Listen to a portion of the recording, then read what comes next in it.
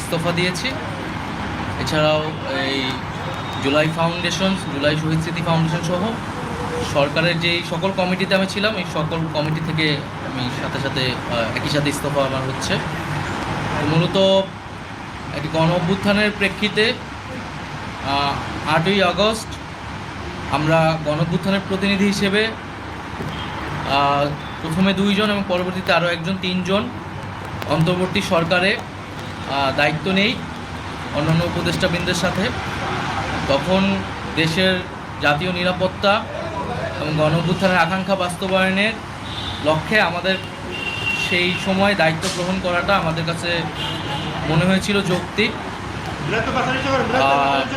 গত 6.5 মাসের প্রেক্ষিতে সরকার কাজ করছে, হয়তো আমরা আশানুরূপ ফলাফল এখনও পাইনি, কিন্তু আমার কাছে মনে হয়েছে যে সরকারের একটা স্ট্যাবিলিটিতে সরকার এসেছে এবং ব্যক্তিগতভাবে সরকারের বাইরে যে দেশের বর্তমান যে পরিস্থিতি, সেই পরিস্থিতিতে একটি রাজনৈতিক শক্তির উত্থানের জন্য আমার রাজপথে থাকা প্রয়োজন, ছাত্র জনতার কাতারে থাকা প্রয়োজন এবং আমরা যে গণতান্ত্রিক পরিবর্তনের আকাঙ্ক্ষা করি সেই আকাঙ্ক্ষার জন্য এবং আমার যে গণ অভ্যুত্থানে যে ছাত্র জনতা অংশগ্রহণ করেছে সেই শক্তিকে সংহত করতে আমি মনে করেছি যে আমার সরকারের থেকে আমার সরকারের বাইরে রাজপথে আমার ভূমিকা বেশি হবে এবং আমার বাইরে যারা আমাদের সহযোদ্ধা রয়েছেন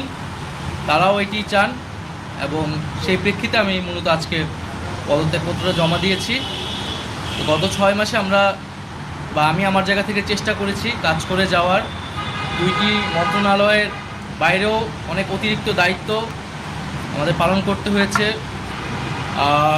আমরা চেষ্টা করেছি এবং মন্ত্রণালয়গুলোতেও আমরা কিছু কাজ করেছি। সেই কাজের ফলাফল হয়তো সামনে জনগণ পাবে। 6 মাস খুবই কম সময়, তারপরও আমি চেষ্টা করেছি আমার কাজ আর ফলাফল সেটা জনগণ মূল্যায়ন করবে।